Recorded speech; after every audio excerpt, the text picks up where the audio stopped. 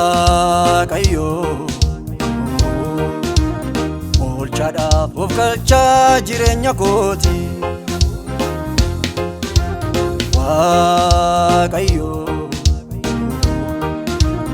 oolchaadhaaf of galchaa jireenya kooti. Karaa isaa hin jiru wanti natti baadhee Arafa bajala Isuma jalladhe Karaa isaa hin jiru wanti natti baadhee Arafa bajala Isuma jalladhe Karaa isaa hin jiru wanti natti baadhee Arafa bajala Isuma jalladhe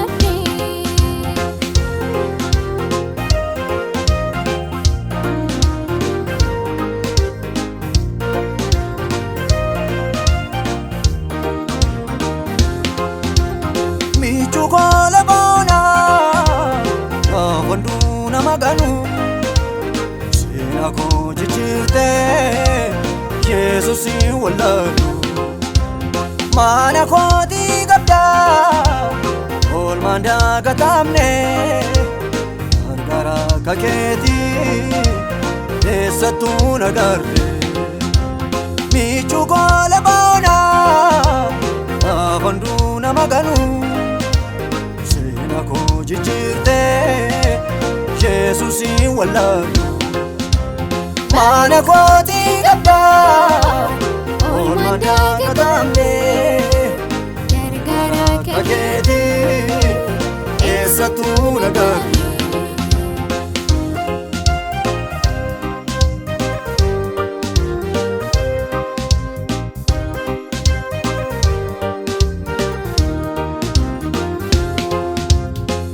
Kanale miti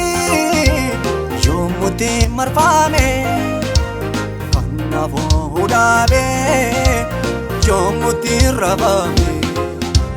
Sagale yako Dursenaf dagae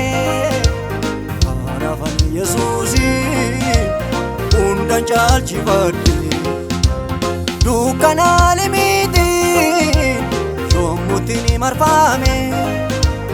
Kanafo hudabe Yomuti rabame Sagale yako Dursenaf dagae Kanafan Yesusi Undan chalchivade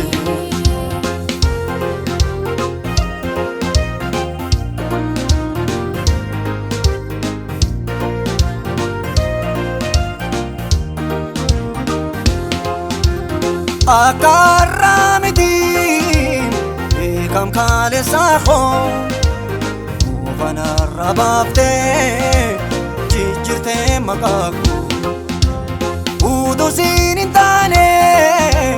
Ekam arrangahu Parama barati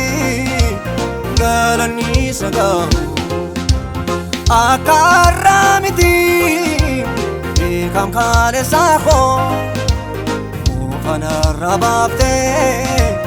Chichirte makaku Udu sinintane Ekam arrangahu Parama barati Galani sagahu Waaqayyo Oolchaadhaaf of galchaa jireenya kooti.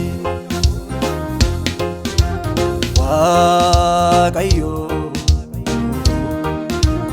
oolchaadhaaf of galchaa jireenya kooti.